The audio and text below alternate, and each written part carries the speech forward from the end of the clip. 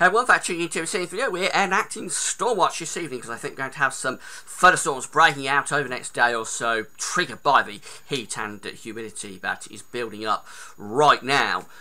We've already gone above 30 degrees this afternoon down in the southeast, 86 Fahrenheit. We'll be going higher than that tomorrow. Some parts of southeast England, say around London, could be up to 35 degrees tomorrow.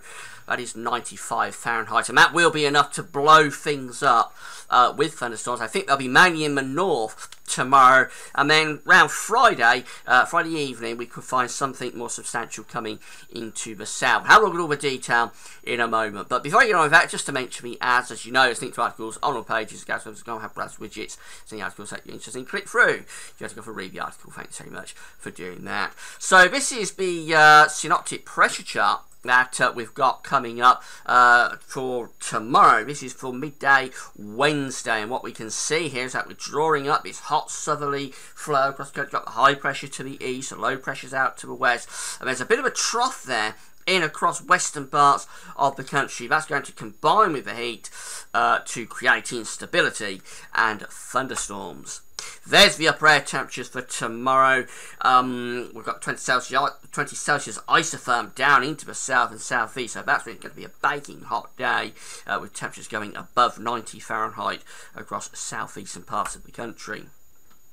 So this is the rainfall forecast chart from the GFS model for midnight, and we can see there's not a great deal going on. We've got some heavy rain across eastern Scotland, maybe a shower somewhere across southern England, but I think really going to be dry at midnight across many parts of the country. Something could develop across Wales and southwestern England through the second half of the night, so you might hear a rumble of thunder across Wales around breakfast time or just before breakfast time. I don't think the showers then will amount to too much, but there could be something going on there across parts of Wales and southwest England elsewhere. Again, main dry. It's going to be a really steamy night tonight with temperatures no lower than 20 degrees, 68 Fahrenheit in some of the towns and cities.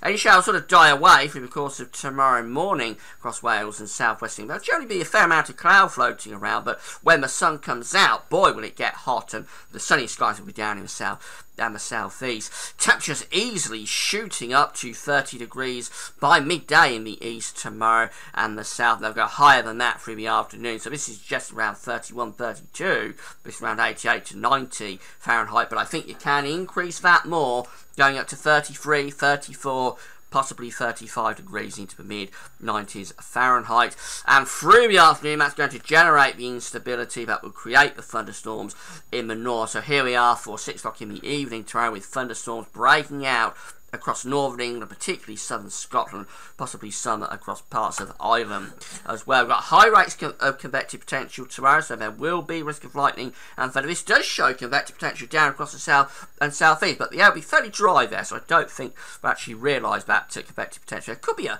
rogue thunderstorm popping off in the heat down in the southeast, but I think it's mainly going to be in the north tomorrow. Up to midnight on Thursday, and there's the storms across northern England, southern Scotland, also eastern parts of Scotland as well. Some of those storms could be very torrential, giving perhaps up to 25 to 50 millimetres of rain with flash flooding and some pretty nasty lightning as well. As we go through the night, everything will calm down. The storms will ease off as they push off into the east. Turn a little bit cooler on Wednesday night into Thursday morning. And then there could be some showers down in the south and the southeast on Thursday. I'm not sure about these. I think they're generally going to stay over northern France, but one or two of those showers or storms could clip the very, very far southeast. I think the thing about Thursday is going to be a lot of cloud around, with a few bright and sunny breaks coming through.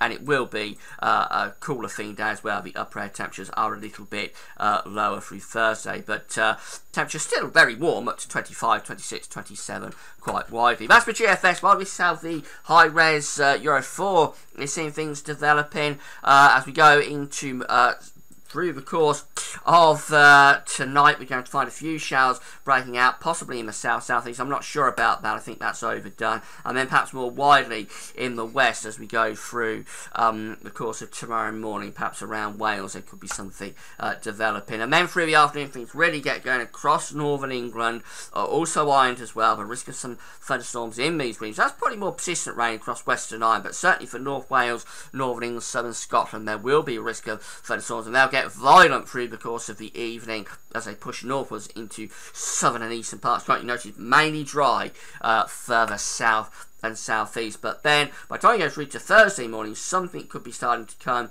in towards the far south and southeast. And say, I think these will mainly stay across northern France, but there could be some showers or storms creeping in across the south and southeast through the course of Thursday morning particularly.